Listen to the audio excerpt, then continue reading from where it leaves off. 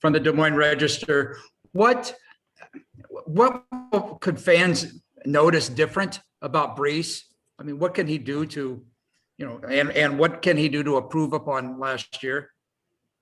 Yeah, obviously we're excited about the year that Brees had, and coming off of a big year like that where he was a Heisman contender and did a bunch for us on the field, running the ball, catching the ball out of the backfield.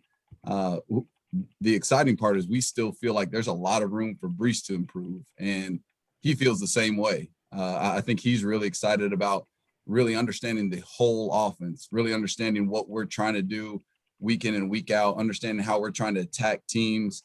I think that's a great area for him to grow, and he's been pressing himself in the film room, obviously studying, just our stuff, our playbook, what goes on, and obviously even opposing defenses and how they tried to attack him last year. So I think from that knowledge standpoint, again, there's a lot of room to grow. And again, the best part about Brees is that he's hungry for that growth. What about Jairell? Can you talk a little bit? Yeah, Jairell, obviously last year for us came in and played a big role. And the things that he was able to do for us on third down were big for our offense. He was really the guy that we relied on as a third down back. And you saw him go in there and make plays, catch the ball out of the backfield, protect the quarterback, run the ball well. And so I think we continue to see him work in this offseason. The work that he's put in with our strength staff has been really, even seeing his body and where it's at 2 years later, it's been really impressive. And so I think, now knowing that Kane, has graduated and moved on, for him to now step into a role where, we can rely on him even more. And again, it works in small bits with us. You prove that trust with every opportunity you get. And I think with him, we reflect back on last year and felt like he proved a lot to us in what he can do on our offense. Thanks, Nate. No problem. Hey, Nate, Travis Hines, the Ames Tribune here. How are you? What's up, Travis? I'm good. Glad to hear it. Just wanted to get kind of your evaluation, to switch gears a little bit, of the wide receiver group, what you guys were able to do last year, and with so much coming back, what you feel like it can do this year.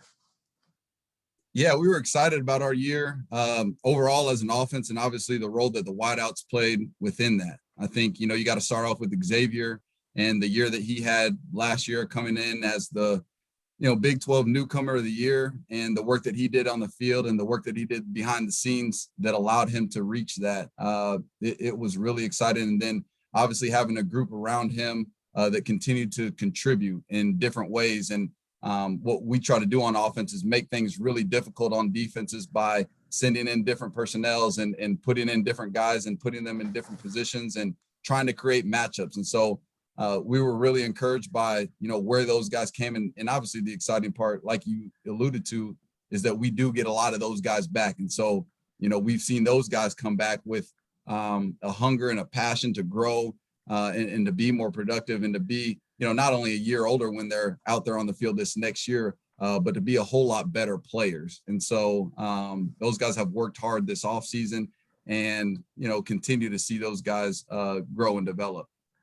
X had such a great year last year and was, such a huge part for your group. Are you okay with, I guess, the distribution of catches where, he kind of outsizes everybody, or would you like to see the supporting cast be more part of that? And I know Tariq's injuries probably played a role in that as well. Yeah, our offense is into one thing: moving the ball down the field and scoring points. And as far as distribution and what that looks week in and week out, we've done it a lot of different ways. We've had games in the past where one guy has caught 10 balls. We've had games where 10 guys caught 1 ball. And so I definitely don't think you can take away from the work that Xavier put in.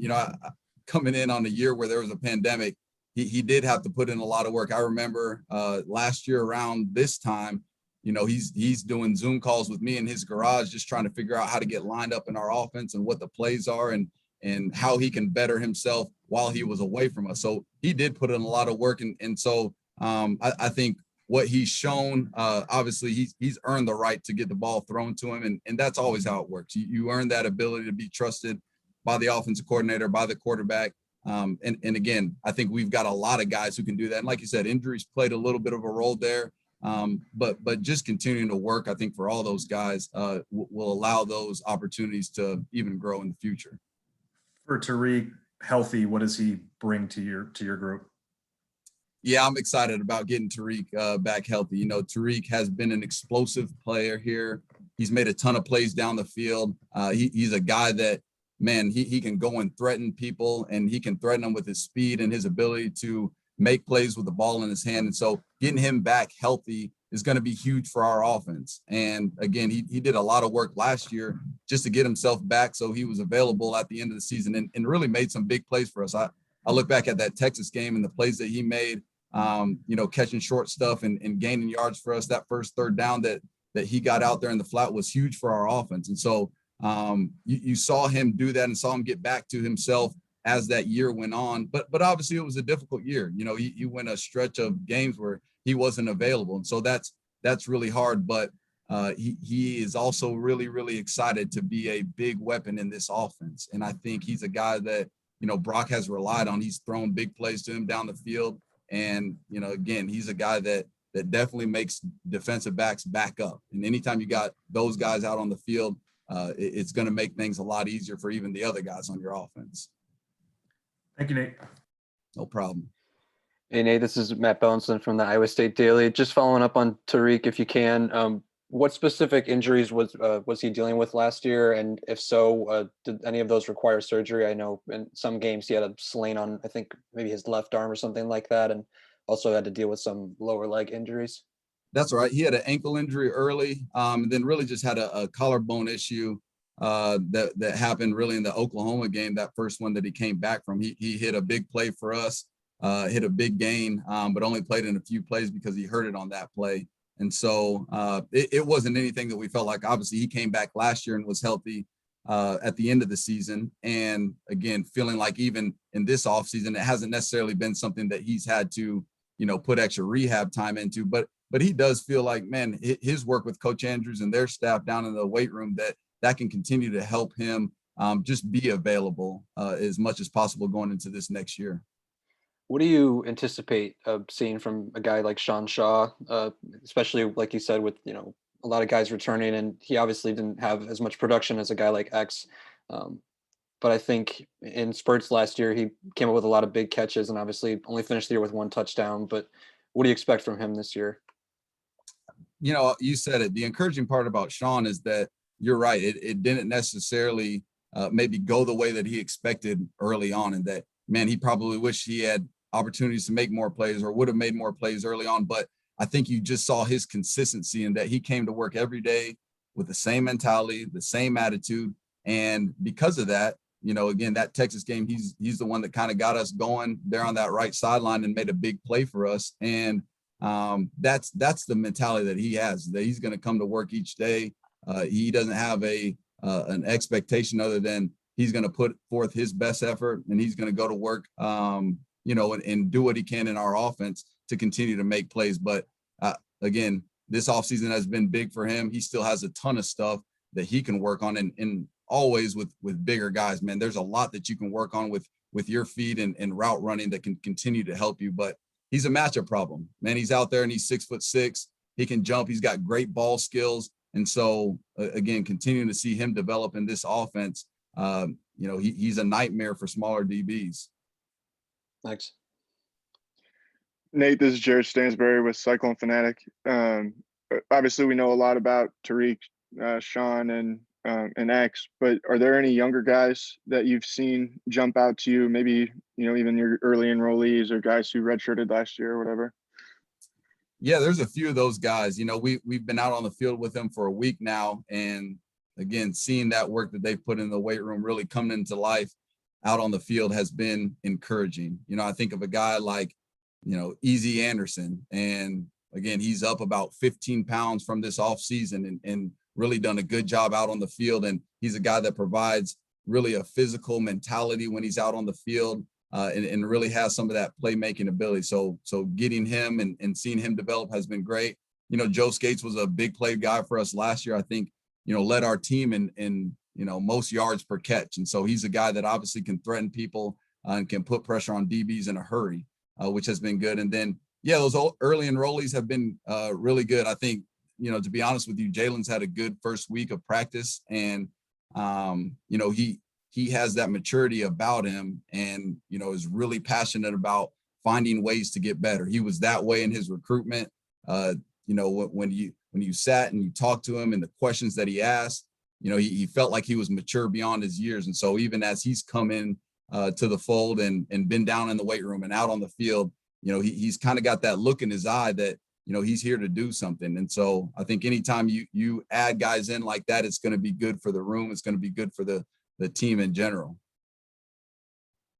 Hey, Nate, it's Bill at Cyclone Report. Two other guys, along with Jared's question, I wanted you to see if you had some comments on were Daniel Jackson, Aidan Bitter, a couple of those receivers that actually got some time last season. What have you seen from them getting a full spring in this year? Yeah, it's been great to work with those guys this offseason and them going through their first spring ball. Daniel really made some contributions to the offense last year before, he had an injury that, ended his season and stuff. And so I think with him, you got a big physical guy that really can play on the outside, can play on the inside. And so he has the ability to move around. And that's what we've been doing even in this offseason is moving around and seeing where he fits best in our offense. But really like the growth that Daniel has had, and with Aidan Bitter, the mentality that he brings to work every day. He made a contribution on special teams last year for us. He was a guy that you felt like you could trust to go in at really all three receiver positions. And so, with his ability to understand our offense, with his ability to impact the game on special teams, he'll contribute in a number of different ways. You feel like it's a guy you don't know exactly when that's going to be, but he's a guy that we can trust and rely on. And, both those guys really have good hands. And anytime you have that, you're going to have a role. With Daniel, what was the injury that he had and kind of what was the rehab process with that, where he's at right now? Yeah, he had a foot injury that took him out, and, he's back up and running. And again, I feel like knocking the rust off just a little bit right now, but we're really excited about him and felt like even last year, had he been healthy, he was a guy that really could have been a big piece of our offense and a guy that, again, with his ability to play inside and outside, his size, his ability to go up and get the ball, we feel like he can step into a big role throughout his career. And so he's been good back out on the field. And again, just getting his feet back underneath him now, but a highly talented kid who really cares about the game. Thanks. No problem. Hi, Nate. This is Michael Swain from 24/7 Sports. I'm just curious for you personally, taking on now role of running backs coach and wide receivers coach. What is that like for you during practice? I know you've only had a week of kind of balance in both of them, but what's that been like for you in practice and I guess working with the guys off the field as well? Yeah, it's been awesome.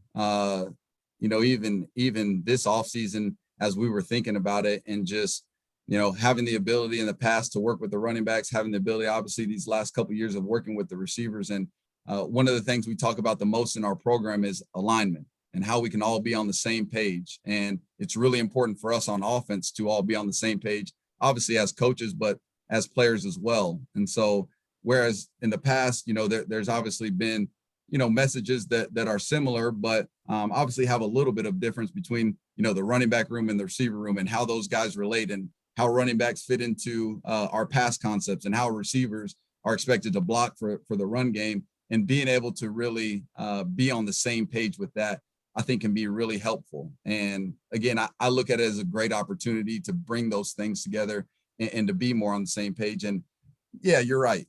Practices and meetings and those things, they get a little bit busy at times. But we've got a great staff here. We've got a great staff, from Coach Campbell all the way down, that is really able to help and able to, share their experiences and share what they feel like is best, even within those position groups and how it fits within our offense and within our program, which is really helpful. Thank you. No problem. It's Randy again from the Des Moines Register. What about Dion Silas? What have you seen from him, and how does he fit into your operation? Yeah, Dion's a natural running back. You can tell he's been, back running behind an offensive line for, for a long time. And so, you know, even getting him out on the field and seeing what he does, he has a good feel for, you know, the run schemes that we're installing, and he has a good feel for where he should fit out within that. And so it's been good to get him out there. I even feel like in the short amount of time that he spent down in our weight room that, you know, his body has really changed a lot in those first 8 weeks. And so we're excited about Dion. Dion's also got that personality and that charisma that you feel like just brings out the best in you and the best in others around him. He's kind of that guy that, man, he can make just about anybody laugh. And so the more of the guys like that you have in your locker room that are really good football players, but also are just great to be around, that's, you know, again, that's what adds to the culture. And, you know, we talk about culture all the time and how important that is. Well, a lot of that goes on in the recruiting process and bringing the right guys into the building. And so, you know, Dion's for sure one of those guys. You're probably gonna play 3 running backs, I'm guessing, maybe not, but possibly. Also, Eli Sanders, what are you expecting from him when, in fact, he gets to Ames? Well, yeah, I think you can look at Eli's track times right now and kind of see that there's some excitement that I think we have to get that ability and that speed here. And, you know, he comes from a program and an offense that he's done a lot. They've required him to do a lot, to learn a lot. You know, he's had to run routes from the backfield. He's had to run a number of different run schemes. He's had to pass protect. And so getting a guy like that who probably has some on the field maturity that's a little more advanced than your typical freshman, we're really excited about getting Eli here. And again, you said it, we probably would play 3. Man, we're willing to play however many it takes for us to continue to move the ball down the field and score points. And I think the more guys that you have that you feel like they can go out on the field and execute whatever assignment they may have, the better we're going to be as an offense. And so that's our goal with all of those guys. One last thing from me. Why do you suspect that Jairell did not go into the portal? It seems like these days, you know it, you've been a player. Players go into the portal if they see they're not going to play. Well, Brees is the #1 running back at Iowa State and maybe in the nation. Jairell didn't go in the portal. What is it about him that he didn't do that? Yeah, it's a great question. And I think it's really 2 things. The first, I think it says a lot about Jairell and who he is and what he's about. He's a hard worker, and he is the type of kid that when he comes in every day, he's not focused on what the depth chart looks like or how many touches he got the day before or he's focused on getting better and being the best version of himself. And so I think that's the first piece. And even the way that he was raised, he's got a great mom and dad. He comes from a great town in Quincy, Illinois. And so that stuff, it's a big deal. It's a big deal to have that already ingrained in you. And then I think the second part is, again, we talk about the culture and when does the culture matter? Well, on the good days, when you won the Fiesta Bowl and things are going well, you know, the culture is what it is. You know, that's a positive, but you don't need the culture on that day. On the tough days where, man, you didn't get as many reps as you wanted, or man, it was a tough practice, or it was a tough year. And man, I missed some time here and I thought I was going to do this, but I didn't get a chance. Those are the days that you need the culture and you need the people around you. Again, and not for the great days where you're winning games and everybody's slapping you on the back and you scored a bunch of touchdowns, but on the days where it wasn't exactly what you expected. That's what makes this program special. That's what makes Iowa State different is what you feel behind closed doors on those tough days. Thanks, Nate. No problem. Nate, Hines here again. I think the perception was last year that maybe one of the few things that your guys' offense didn't do consistently was stretch the field over the top with the wide receivers. And I guess was that perception reality? And B, is there something that you'd like to address this season or this offseason? I do think there's some reality to that too. And again, you said it earlier, but having some of those injuries to those guys and, you know, just how we were planning on playing the game. I think, again, it isn't us on offense just figuring out, man, what's the fastest way to score? We're trying to win a game, as a program, and how that looks week in and week out, it might be different. You know, there were games that we felt like we could push the ball downfield, and that was what was going to be best for us. And there were games where we felt like, man, it was going to be good to create long, consistent drives where we could stay on the field. We could continue to hand the ball off to a Heisman candidate running back and, you know, throw it short and allow those guys to run after the catch. But at the same time, I think we are continuing to investigate ways of how we can push the ball down the field. And again, the number one way that you feel confident doing that is those guys showing up in practice and showing up, you know, in their moments that they have and making plays down the field. You know, you run as fast as you can, 40, 50 yards downfield, and figure out where the ball is at and make a play over top of a DB. You know, those things are difficult. And so for those guys to continue to understand that that is a skill, that is a craft that, you know, we all have to work on and we all have to get better at. So we do have the confidence going into the game that that's just a part of our offense. Thank you. Hello, Nate. Sam Stuvie, Iowa State Daily. I just want to get your thoughts on the depth at wide receiver and what the competition has been like within that room. It's early to really go through the entire depth. You know, we've had a few days out there, and to be honest with you, we're trying to train everybody in a number of different ways right now on the fundamentals and techniques that they can grow and get better at. And so we're having guys who have typically played on the outside work stuff on the inside, and guys who have been on the inside work stuff on the outside, and to continue to grow our special teams and move guys around in those ways. And so that's really what it's looked like from a program standpoint. And so it's early to say, man, here's who I think are the ones, and here's the twos, and here's our rotation. We're a long ways away. But again, I'm really encouraged by the depth and by the amount of guys that we feel like can make plays for us, that can catch the ball, that can block, that can do what is required to be a big time receiver here. I think the amount of guys that we have right now is probably more than it's ever been. Thank you. All right, that's all we have for you, Coach. Thanks for your time. Awesome. Appreciate you guys.